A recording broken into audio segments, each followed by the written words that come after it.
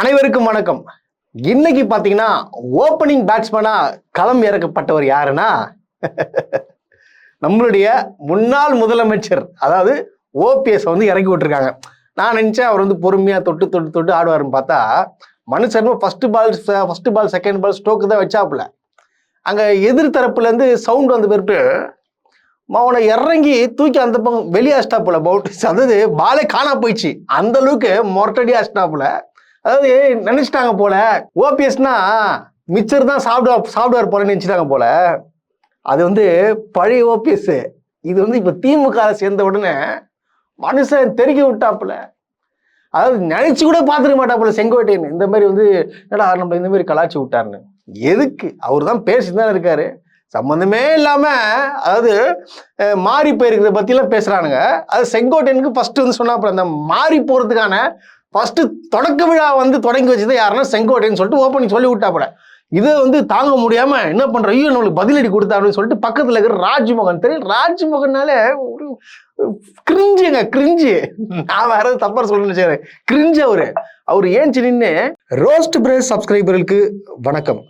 கடுமையான நெருக்கடியில தான் உங்களுக்கு தொடர்ந்து வந்து வீடியோ போட்டுட்டு இருக்கோன்று உங்களுக்கும் நல்லாவே தெரியும். நம்முடைய சேனல் வளர்ச்சிக்கு உங்களுடைய பங்களிப்பு கொடுக்கணும்னு நினைச்சீங்கன்னா இந்த QR கோடு மூலமாக உங்களுடைய பங்களிப்பை நீங்க கொடுக்கலாம். நன்றி. அண்ணன் வந்து மாறி வந்தது வாஸ்தவம் தான். ஆனா எப்பவுமே அவங்க மனசுல நீங்காத இடம் பிடிச்ச ஜெயலலிதா அந்த போட்டோ வந்து எப்பவுமே வச்சிருப்பாரு.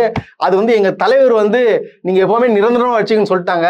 அப்பாற்பட்ட எங்க தலைவர் கூட வந்து சேர்ந்ததுல வந்து மிக பெருமை அப்படின்னு சொல்லிட்டு இவராச்சு போட்டோ வச்சிருக்காரு, அங்க யாரோட போட்டோ வச்சிருக்காரு பாருங்க அப்படின்னு சொல்லிட்டு ஒரு கேலி கிண்டல் பண்ணிட்டாப்புல. இதுக்கு வந்து பயங்கரமான அப்ளாஸ் வந்துச்சு. யாருங்க? டிவிக்கு சைட்ல. டிவிக்கே என்ன பேசலாம் கை தட்டுவானுங்க, அதை விட்டுருங்க. உடனே ஐயோ இவர் கை தட்டு வாங்கிட்டாருன்னு சொல்லிட்டு ஆதவர்ஜனா ஏஞ்சிருந்து என்ன சொல்றாப்புல, அதாவது அவர் யாரு போட்டோ வச்சுன்னு இருப்பாருங்க, நீங்காத இடம் பிடிச்ச அம்மாவுடைய போட்டோ மனசுலயே வச்சுட்டு இருக்காரு. ஆனா வந்து அவருக்கு வாய்ப்பு கொடுத்த அம்மாவை வந்து நன்றி மறந்துட்டு எங்க போய் உக்காந்துட்டு இருக்காரு அப்படின்னு சொல்லிட்டு யாரு கேட்கிறா? ஆதவர்ஜனா கேட்கிறாரு. இதெல்லாம் பார்த்துட்டு சரி பேசிட்டீங்களாப்பா, இப்ப நாங்க செய்யலாமா சம்பவம் அப்படின்னு சொல்லிட்டு என்ன பண்ணாருன்னா ஏஞ்சி நின்று, அதாவது நான் வந்து திராவிட கட்சிகளில் வந்து நான் வந்து இருந்தவன், திராவிட வரலாறு எனக்கு ரொம்ப தெரியும். அதனால பேரறிஞர் பெரியார் இதுல, அண்ணா வழியில, கலைஞர் இருந்த இடத்துல எல்லாமே நான் பார்த்துட்டு இருக்கேன். அதாவது எனக்கு கடந்த 5 வருடமா திராவிட கொள்கை தான் முக்கியம், மாநில அரசை வந்து எதுக்காக வந்து யாருக்காகவும் விட்டு கொடுக்க மாட்டேன் அப்படின்னு சொல்லிட்டு தமிழ்நாடு மக்களுக்கு நல்லது செஞ்சாரு. அந்த கடமைக்காக, அந்த நன்றி உணர்வுக்காக தான் நான் வந்து முன்னாள் முதலமைச்சர் எங்க கழக தலைவர் மு.க. ஸ்டாலினோட போட்டோ வச்சிருக்கிறேன்னு சொன்னாரு. சொல்லிட்டு என்னதுல சொன்னாப்புல, நான் வந்து எல்லாரும் ஞாபகம் வச்சிருக்கேன், புரட்சி தலைவர் அம்மா, பொன்மன் செம்மல், எம்ஜிஆர் எல்லாருமே வந்து என் மனசுல வந்து எப்பவுமே வந்து இருக்கிறாங்க.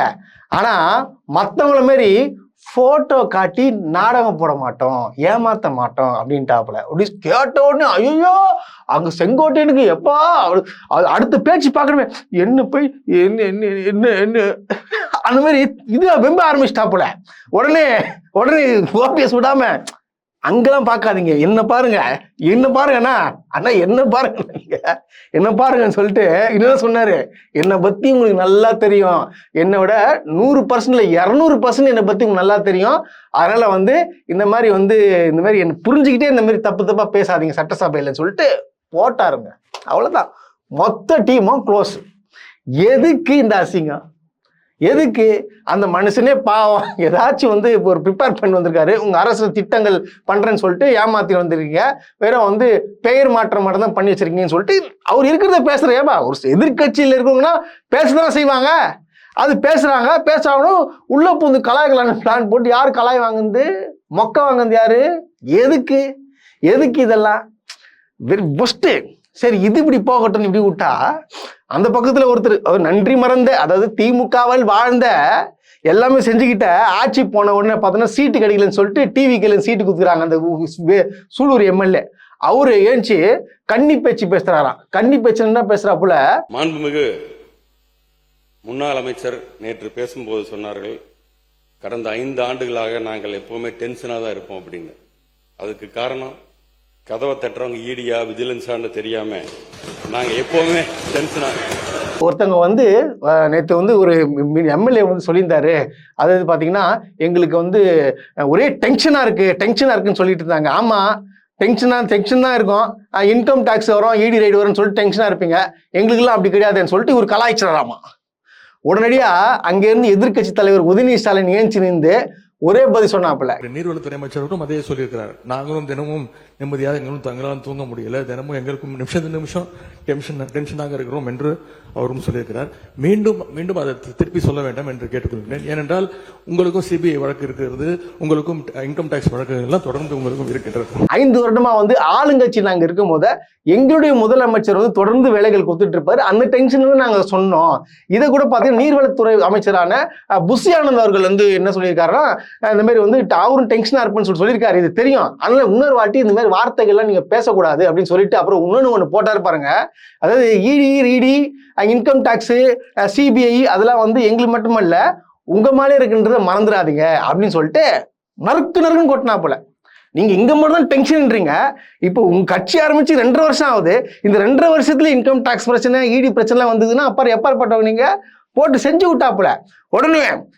உடனே வந்து இவரு ஏஞ்சி சொல்லிட்டாப்புல புஷியான, ஐயோ நம்மள ஏதோ சொல்லிட்டாங்க சொல்லிட்டு ஏஞ்சி நின்று இந்த மாதிரி வந்து இன்கம் டாக்ஸ் ரைடு அப்புறம் வந்து சிபிஐ பிரச்சனைலாம் உண்டு தான், நான் இல்லைன்னா சொல்ல, நான் என்ன டென்ஷன் நான் சொன்னேன்னு பார்த்தீங்கன்னா இந்த மாதிரி வந்து எங்களுடைய முதலமைச்சர் வந்து எப்பயாச்சும் பேசுவாருன்னு நினைச்சோம். ஆனால் இப்போ தொடர்ந்து வந்து எங்களுக்கு தொலைபேசி தொடர்பு கொண்டு இந்த வேலை பார்த்தியா அந்த வேலையை பார்த்துன்னு கேள்வி மேலே கேள்வி கேட்கிறாரு. அந்த டென்ஷன் தான் எனக்கு இருக்குன்னு சொல்லிட்டு அப்படியே அந்த ரூல் ஆஃப் பண்ணிட்டாப்புல. அதே போல இந்த கீர்த்தனா அமைச்சரை பற்றி வந்து நான் இன்னும் நிறைய பார்த்தோன்னா சோசியல் மீடியாவில் வீடியோக்கெல்லாம் பரவிட்டு வருதுங்க.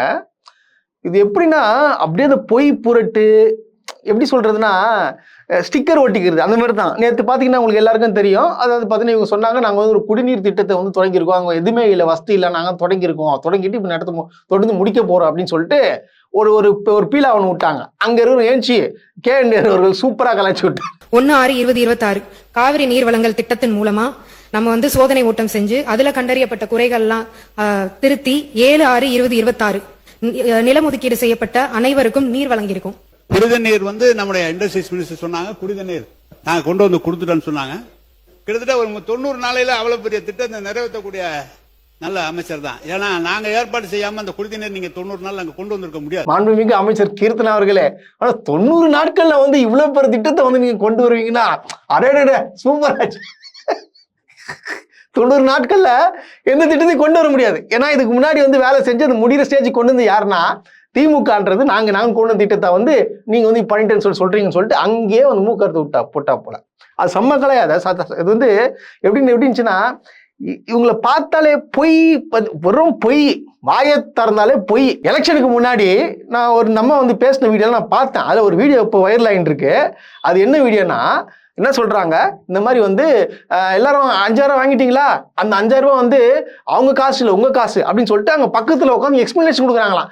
இப்போ நான் வந்து உங்ககிட்ட 20000 வாங்கிட்டேம்மா, இது வந்து 1 வருஷம் கழிச்சு நான் உங்களுக்கு அதே காசு திருப்பி கொடுத்தா அது வந்து உங்க காசா எங்க காசான்னு சொல்லிட்டு இந்த மாதிரி எக்ஸ்பிளேஷன்லாம் கொடுத்துட்டு என்னென்னமோ பேச்சு. அதுக்கப்புறம் பார்த்தீங்கன்னா எங்களுக்கு புடவை இருக்கு, எங்களுக்கு கிஃப்ட் இருக்குது, எங்களுக்கு மாசம் காசு வருதுன்னு சம்பாரிச்சுப்போம், என்னமோ நீங்க தான் உங்க காசை கொடுத்த மாதிரியே பேசுறீங்களே, இதெல்லாம் நம்பாதீங்க மக்களேன்னு சொல்லிட்டு இன்னைக்கு பார்த்தீங்கன்னா அவங்க ஆட்சியில் என்ன பண்றாங்க, தாய் மாமன் சீரி அந்த மாமன் சீரின்னு சொல்லிட்டு இப்போ நான் கொடுக்குறாங்கல்ல, அது வந்து யார் காசப்போ இப்போ கேட்கணுமா நாமா?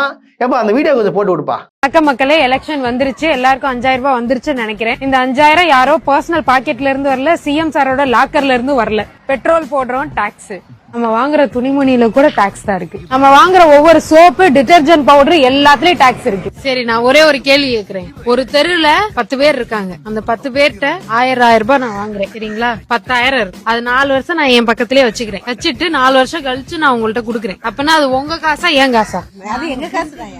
பாத்தீங்களா எப்படி எல்லாம் மாத்தி விடுது பாருங்க. டிவிக்கு பக்கா ரீல்ஸை போட்டு மக்களை குழப்பி திசை மாற்றி அது என்ன புரியணும், ஆமால நம்ம காசு தானே அப்படின்னு சொல்லி புரியணும். எல்லாமே மக்களோட காசு தான், மக்களோட வரி பணம் தான். ஆனா அது தேவைக்கு மக்களுக்கு என்ன தேவைன்ற தெரிஞ்சு கொடுக்குது பாரு, அதுதான் நல்ல அரசு. இப்ப எந்த அரசை பார்த்து காப்பி அடிச்சிட்டு இருக்கீங்க? இப்ப யாரோட எந்த காசு எடுத்து வந்து மக்களுக்கு நீங்க கொடுக்க போறீங்க? தாய்மாமன் சீர் அந்த மாமன் சீரன் தரேன்னு சொல்றீங்களா? அது எந்த காசு எடுத்து கொடுக்க போறீங்க? விஜய் காசா? விஜய் வீட்டுல இருக்க காசா? இல்ல அமைச்சர் வீட்டுல இருக்க காசு எடுத்து கொடுக்குறீங்களா? கவர்மெண்ட் காசு தானே கொடுக்குறீங்க. அப்ப எந்த அளவுக்கு ஏளனமா பேசுனீங்க, அப்ப இப்ப எப்படி பேசிட்டு இருக்கீங்க? இதெல்லாம் வந்து கேட்கணும் வேணாமா? இவங்க பண்றது சரியா தப்பா? அப்புறம் கீர்த்தனா மேடம் ஒண்ணு இல்ல, இப்போ இந்த சட்டசபையில முடிஞ்ச பிறப்பு உடனடியாக போய்ங்க சிவகாசிக்கு போங்க. அங்கே மக்கள்லாம் உங்களுக்கு கேள்வி கேட்டுட்டு இருக்காங்க, எதுக்கு வந்து இந்த சைடு வர மாட்டீங்க? பட்டாசு தொழிற்சாலைக்கு வந்து எங்களுக்கு வந்து தேவையான கோரிக்கைகள் நிறைவேற்றி தரோம்னு சொல்லிட்டு ஓட்டு கேட்டீங்களே, ஏன் நீங்க இன்னும் வராம இருக்கீங்கன்னு சொல்லிட்டு கேட்குறாங்க. எப்பா அந்த வீடியோ போட்டு காட்டுப்பா, மேடம் பார்க்கட்டும். கீர்த்தனம்மா வணக்கம். எத்தனையோ ஒரு கண்ணீரும் துன்பமும் துயரமும் வட்டி எட்டி சாவுறோம், கஞ்சி இல்லாம பட்டினியா கிடப்போம். எங்க கண்ணீருக்கு பதில் சொல்லுங்க. எப்படி வந்து ராசகாளியம்மன் கோயிலுக்கு நின்று உங்க வீட்டுல ஒவ்வொரு பிள்ளையா இருப்போம், எல்லா மக்களுக்கும் நான் உங்களுக்கு துணையா இருப்போம், துட்டம் வாங்கிட்டு எனக்கே ஓட்டு போடுங்கன்னு எப்படி சொன்னீங்கம்மா? நாங்க எங்க பிள்ளையா நினைச்சுதான் நாங்க உங்க கூட உழைச்சோம், பாடுபட்டோம். இப்ப கடைசியில கண்ணுலோட தெரியாம இப்படி ஒளிஞ்சு தீவிரவாதி மாதிரி இப்ப இருந்தா எப்படிமா? எங்களுக்கு கூப்பிட்ட குரலுக்கு ஓடோடி வரும்னு சொன்னீங்களாம்மா. இப்ப நாங்க எங்கெங்க தேடுறோம், நீங்க கண்ணுல தெரியுறீங்களாமா? இப்ப எவ்வளவு நாள் 4 மாசம்னா எப்படிமா நீங்க ஒரு நாள் சாப்பிடாம இருப்பீங்களாமா? அப்போ உங்களோட பசி எப்படி? அது மாதிரி ஏழைகளோட பசியை நீங்க ஏமா பாக்கல? மேடம் பாத்தீங்களா, போயிட்டு சரி செய்யுங்க. சும்மாவே வந்து சட்டசபையில வந்து எதனா ஒரு ஆதாரம் இல்லாம நாங்க தான் பண்ணோம். நீங்க எந்த திட்டமும் பண்ணல. 90 நாட்களாக நீங்க வந்து ஒன்றும் பண்ணல. நீங்க இப்போ வரைக்கும் பார்த்தா திமுக என்ன கொண்டு வந்து திட்டத்தை பேஸ்மெண்ட் போட்டாங்களோ அதை நீங்க தொடர்ந்துட்டு இருக்கிறீங்க. புரியுதுங்களா? புரிஞ்சுக்கோங்க. இது இப்படிதான் வந்து இவங்க தான் அடிக்கிறாங்கன்னு பார்த்தா இந்த பக்கத்துல இபிஎஸ் ஏஞ்சி நின்று இப்போ வரைக்கும் பாத்தீங்கன்னா 90 நாட்கள்ல எதனா ஒன்று பண்ணிட்டு பார்த்தா ஒன்றும் பண்ணல. எல்லா திட்டத்துக்கு முன்னாடியே என்ன பண்ணிட்டீங்க, வெற்றின்ற ஒரு வார்த்தையை ஒன்று போட்டுக்கினீங்க. அப்புறம் வந்து என்ன பண்றீங்க, மாற்றம் சொல்லிட்டு வந்து திமுகவும் அதிமுகவும் கொண்டு திட்டங்கள் எல்லாம் பார்த்தீங்கன்னா ஸ்டிக்கர் ஒட்டி பண்ணிட்டு பேரை மாத்தி பண்ணிட்டு இருக்கிறீங்க. நான் கேட்கிறேன், கொஞ்சமாவது சொந்தமா யோசிச்சு எதனா மக்களுக்கு பண்ணுன்ற ஒரு எண்ணமே இல்லையா உங்களுக்கு? இல்லவே இல்லையான்னு சொல்லிட்டு கேட்டார் பாருங்க இபிஎஸ். இன்னைக்கு இபிஎஸும் ஓபிஎஸும் பறந்து அடிக்க ஆரம்பிச்சாங்க. இவங்க என்ன பண்ணிட்டாங்கன்னா ஒன்றும் புரியாம உட்காந்து முடிச்சுட்டு இருக்காங்க. எனக்கு இதுல சட்டசபையில ஒருத்தர் மிஸ் ஆன மாதிரியே எனக்கு தெரிஞ்சிச்சுங்க. ஒருத்தர் மட்டும் பேசவே இல்லை. பேசாத ஒரு ஆள் யாருன்னு சொல்லுங்க பார்க்கலாம். கமெண்ட்ல கண்டுபிடிச்சிட்டு இருப்பீங்க, நேரத்துக்கு கமெண்ட் போட்டிருப்பீங்க. ஆமா, நம்முடைய முதலமைச்சர் விஜய் அவர்கள். அங்க அவ்வளவு பேர் போர்க்கலாவது பேச்சு நடக்குது, பேசிட்டு இருக்கிறாங்க. ஆனா ஸ்ட்ராங்கா மனுஷனை வந்து எவனும், அது மனுஷன் அந்த கல் நெஞ்சோட கல் மனதோட எவ்வளவுதான் நீங்க பேசுங்க, இருந்தாலும் நான் சிரிச்சுட்டே உட்காந்துட்டு இருப்பேன் சொல்லிட்டு சைலண்டா உட்காராருங்க. அது எப்படின்றது எனக்கு சத்தியமா இப்போ வரைக்கும் எனக்கு புரியவே இல்லை. அவர் ஒருத்தர் தான் பேசல, மற்ற எல்லாரும் பேசிட்டாங்க. மற்ற எல்லாரும் கூட பக்கத்துல இருந்து பேசிட்டாங்க. ஆனா இவர் பக்கத்துல இருந்து பேசல, இப்படியே உட்காந்துட்டா போல. ஆனா உண்மையாலுமே பாடம் கத்துக்கணும். முதலமைச்சர் விஜய் கிட்ட இருந்து எப்படிதான் சைலண்டா இருக்கிறீங்க, எதுவுமே தெரியாத மாதிரி இருக்கிறீங்கன்னு சொல்லிட்டு சத்தியம். ஆனா இந்த மாதிரி ஒரு சட்டசபை இப்படி ஒரு முதலமைச்சர் பார்த்துருக்க மாட்டாங்க. இது போக பாத்தீங்கன்னா நீட்டு பிரச்சனை இங்க இன்னைக்கு பாத்தீங்கன்னா பூகம்பமா வெடிக்க ஆரம்பிச்சிச்சு. இப்போ வந்து நீட்டு மசோதா, அதாவது நீட்டு தீர்மானம் வந்து கொண்டு வர போறாங்க. இது திமுக ஆட்சியில பாத்தீங்கன்னா ஆல்ரெடி வந்து நீட்டுக்கு எதிராக வந்து தீர்மானம் போட்டு ஆளுநர் கொடுத்தாங்க. ஆளுநர் வந்து பிரதமர் கிட்ட கொடுக்காம பிரசிடென்ட் கிட்ட கொடுக்காம பாத்தீங்கன்னா அவர் வந்து கிடப்புல போட்டாரு. அதனால ஏகப்பட்ட பிரச்சனை ஆச்சு. இது எதிர்த்து பாத்தீங்கன்னா சுப்ரீம் கோர்ட்ல எல்லாம் போயிட்டு கேஸை போட்டு உங்களுக்கு எல்லாருக்கும் தெரியும் மிகப்பெரிய போராட்டங்கள்ல வந்து பண்ணிச்சு. 2017 எப்போ வந்து நீட்டு வந்துச்சு, அதிமுக பிஜேபி சேர்ந்து வந்து கையெழுத்து போட்டு நீட்டை வந்து தமிழ்நாட்டுக்கு கொண்டு வந்தாங்களோ, 2017 இருந்து இன்றளவும் நீட்டுக்காக போராடுற ஒரே கட்சி யாருன்னு திராவிட முன்னேற்ற கழகம்ன்றது இது எத்தனை பேருக்கு தெரியும்ன்றது தெரியல. அதுதான் உண்மை. இது வந்து இன்னைக்கு வந்து பேசணும்ல, இப்போ நீட்டு எதிர்க்குன்ற வரலாறுன்ற சொல்லணும்ல. அதனால என்ன பண்றாரு எம்எல்ஏ, அதாவது திமுக சார்ந்த எம்எல்ஏ, அவரு டாக்டர். அவர் பாத்தீங்கன்னா நீட்டே இல்லாம நான் வந்து டாக்டர் படிச்சு நான் வந்தவன் அப்படின்னு சொல்லிட்டு தலைவர் கலைஞருக்கும் பாத்தீங்கன்னா முன்னாள் முதலமைச்சர் மு.க. ஸ்டாலின் அவர்கள் பாத்தீங்கன்னா ஒரு நன்றியை சொல்லிட்டு ஆரம்பிக்கிறார். வரலாறு நீட்டுக்காக நான் எங்கெங்கெல்லாம் போராடணும்னு சொல்லிட்டு அவர் பேச ஆரம்பிக்கிறாரு. நடுவில் வந்து இவங்க பூந்து இதை வந்து அரசியல் படுத்தக்கூடாது, இது தீர்மானத்துக்கு நீங்க ஒத்துக்கணும், இது அரசியல் பண்றீங்கன்னு சொல்லிட்டு ஆதவ அர்ஜுனா வந்து திடீர்னு வந்து ஏஞ்சி என்ன சொல்லிட்டாப்புல, நான் வந்து ஒரு வரலாற்றை வந்து சொல்ல விரும்புறேன். இந்த மாதிரி பாத்தீங்கன்னா நீட்டு கொண்டு வரதுக்கு பார்த்தீங்கன்னா முக்கிய காரணம் வந்து ஒரு அமைச்சர், அவர் காந்தி செல்வம்ன்றது முன்னாள் இணை மத்திய மந்திரி அப்படின்னு சொல்லிட்டு உட்காந்துட்டாப்புல. உடனே நம்பால் விடுவாரா உதயநிதி ஸ்டாலின் ஏஞ்சி நின்று, அதாவது அங்க ஒரு குழு அது இருந்திருப்பாங்க. ஆனா இந்தியாவிலே எல்லா இடத்துக்கும் நீட்டு வந்து கொண்டு வந்துட்டாங்க. ஆனா தமிழ்நாட்டுக்கு மட்டும் கொண்டு வரவே இல்லை.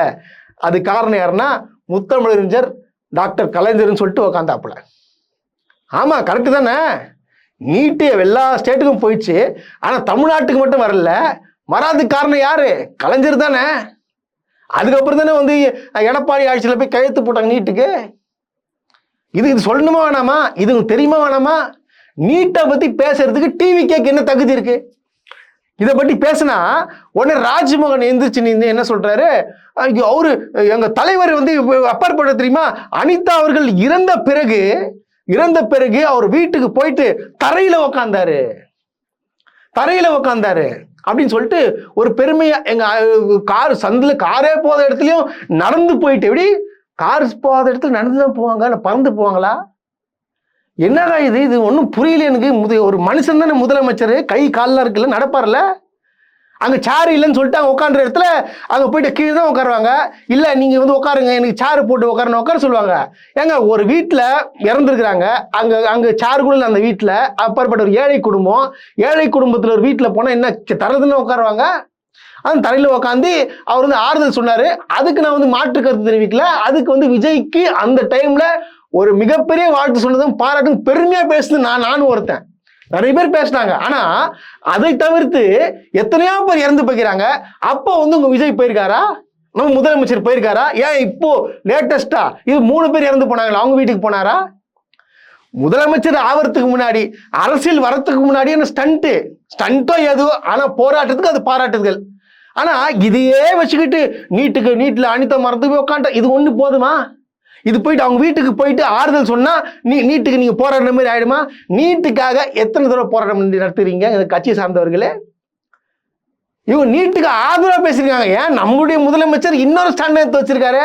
என்ன பேசு, அது டாக்டர் மட்டும் தான் படிப்பு இல்ல, வேற என்ன வேணா நீங்க படிக்கலாம் அப்படின்னு சொல்லிட்டு சொன்னாரு. நம்முடைய IRS அருணும் சொல்லியிருக்காப்புலையே, நீட்டு மட்டும்தான் வந்து இது கிடையாது, ஏகப்பட்ட படிப்பு இருக்கு, அதையும் படிக்கலாம்.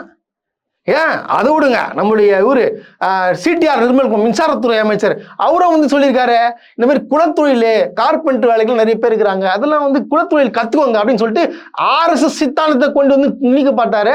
அதெல்லாம் வந்து எப்படி இதெல்லாம் ஏத்துக்க முடியுமா? இதெல்லாம் போட்டு இன்னைக்கு பொழந்துட்டாங்க. இன்னைக்கு சத்தியமா வந்து கிழின்னு கிழிச்சிட்டாங்க. ஒன்றும் தெரியாம உட்காந்தீங்கன்னு ஆதாரம் வருச்சு, என்கிட்ட ஆதாரம் இருக்கு. ஆதாரம் இருந்தா என்ன பண்ணுவேன்? என்ன பண்ணுவீங்க நீங்க ஆதாரம் வச்சுக்கங்க?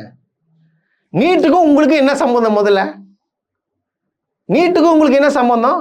அதே போல அந்த திமுக MLA கேட்கிறாப்புல, டாக்டர் இந்த மாதிரி இவ்வளவு தூரம் பேசுறீங்களே, டெல்லியில வந்து இந்த காக்ரோச் பார்ட்டி வந்து போறாங்க, நீட்டு முறைகேடால வந்து நிறைய மாணவர்கள் இறந்துட்டாங்கன்னு சொல்லிட்டு அது போராடினாங்களே, நீங்க போய் பார்த்தீங்களா?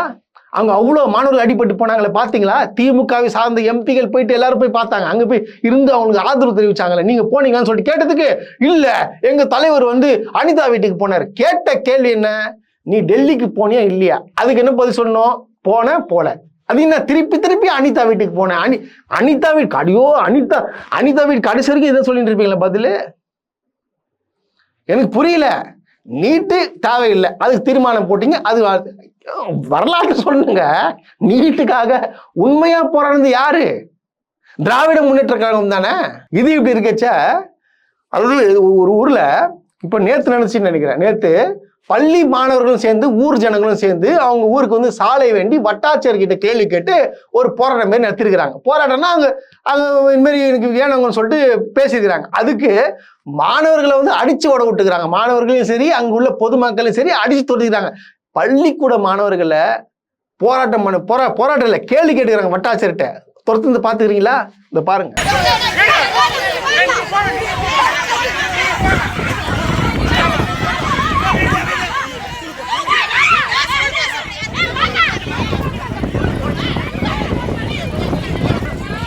போன ஆட்சியில இந்த மாதிரி நிகழ்வுகள் நடந்துக்குதாங்க. ஒரு மனசாட்சி வேண்டாம்? எப்படி அது என்னன்னு கேட்டு நிறுத்தி அது முடியாது இதாங்க பிராக சொல்லிட்டு போனோம். அங்க வந்து கேள்வி கேட்கதாங்க செய்வாங்க மக்கள். என்ன சொல்லிங்க ஓட்டுக்கு வந்தீங்க? மாற்றம் வேணும், மாற்றம்னு சொல்லிட்டு தானே வந்தீங்க. அதுக்குன்னு குழந்தைங்களை கூடவா? எனக்கு சத்தியமா எனக்கு புரியுங்க. இந்த ஆட்சியில தான் மாணவர்களை வந்து மாணவர்களை போராட்டம் பண்ணா கூட மாணவர்கள் எல்லாம் அடிக்கடி வராங்க.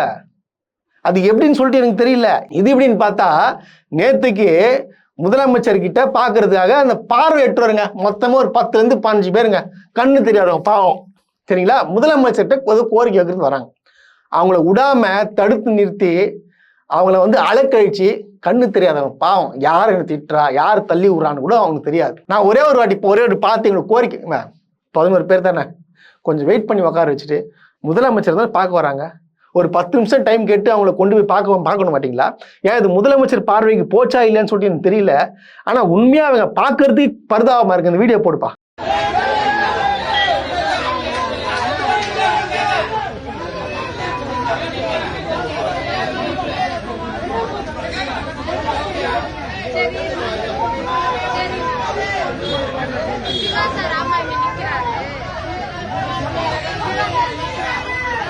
பாத்தீங்களா, அதாவது என்னென்ன மாறுதல் பாருங்க. யாரெல்லாம் வந்து தடுக்கப்படுறாங்க, இவங்களாம் பாவம், இவங்களாம் போராட்டம் பண்றவங்களா, இவங்க கண்ணு தெரியாதவங்க, அவங்களுக்கு எது என்ன நடக்குது ஏது நடக்குதுன்னு தெரியாது.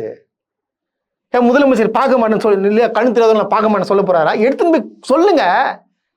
யார் இந்த விஷயத்தை கொண்டு போய் முதலமைச்சர் சொல்லுங்க, அவர் பார்க்கணும் வேணாமன்னு சொல்லிட்டு அவர் டிசைட் பண்ணிக்க போறாரு. தடுக்கிறது என்னது?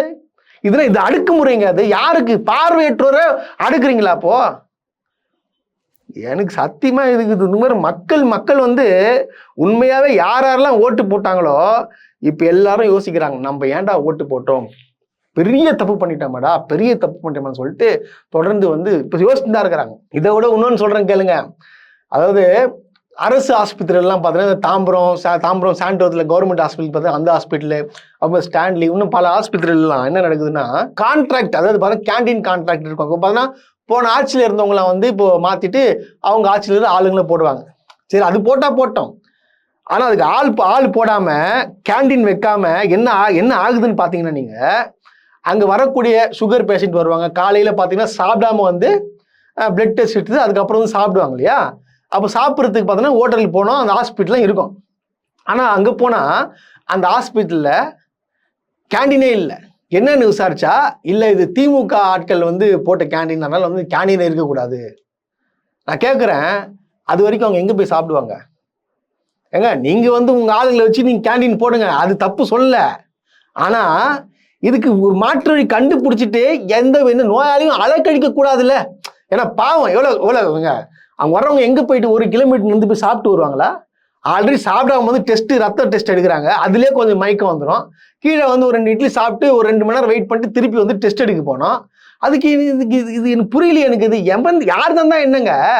அதுக்கு மாற்று வழி நீங்க பண்ணிட்டு இந்த மாதிரி நீங்க பண்ணா பரவாயில்ல. இப்போ நோயாளிகள் கஷ்டப்படுவாங்களா மாட்டாங்களா? பாருங்க, இந்த வீடியோ பாருங்க. இந்த கேண்டீன் வந்து கடந்த வெள்ளிக்கிழமை அன்று திடீரென அங்கிருந்து அகற்றப்பட்டுள்ளது. மேலும் அந்த கேண்டீன் வந்து அந்த கூரை கீரை எல்லாமே அகற்றப்பட்டு இப்போது வெறும் கட்டாந்தரையாக காட்சியளிக்கிறது. இதனால் இன்று திங்கட்கிழமை வழக்கமாக வந்த நோயாளிகள் வந்து பெரும் அவதிக்குள்ளாகியுள்ளார்கள். இது குறித்து அந்த நிர்வாகத்திடம் கேட்டபோது அவர்கள் அந்த கேண்டீனை வந்து மாற்று நபர்கள் வந்து சென்று விடப்படும் என அங்கு தெரிவிக்கப்படுகிறது. ஆனால் இந்த கேண்டீன் இல்லாத சூழல் வந்து தற்போது அங்குள்ள நோயாளிகள் கடுமையாக பாதிப்பு அடைய சூழல் ஏற்பட்டுள்ளது. ஸோ இப்படிதான் தொடர்ந்து ஒவ்வொரு தினமும் நடந்துக்குது.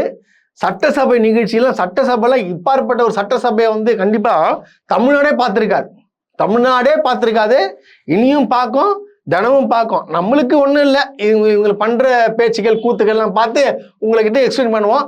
வரும் அடுத்த மாதம் ஆகஸ்ட் 8ஆம் தேதி இருக்கான். ஸோ வந்து ஃபண்ட் கேரண்டி, அது வந்து ஹாப்பியா இருக்கும். தினம் வந்து இந்த மாதிரி வேடிக்கை, அதாவது வேடிக்கை நபர்கள், அதாவது வேடிக்கை தான் காட்டுறானுங்க. இன்னும் என்ன பேச போறான்னு சொல்லிட்டு தெரியல. இதை பார்த்து நம்ம ரசிச்சுட்டு என்ஜாய் பண்ணலாம்.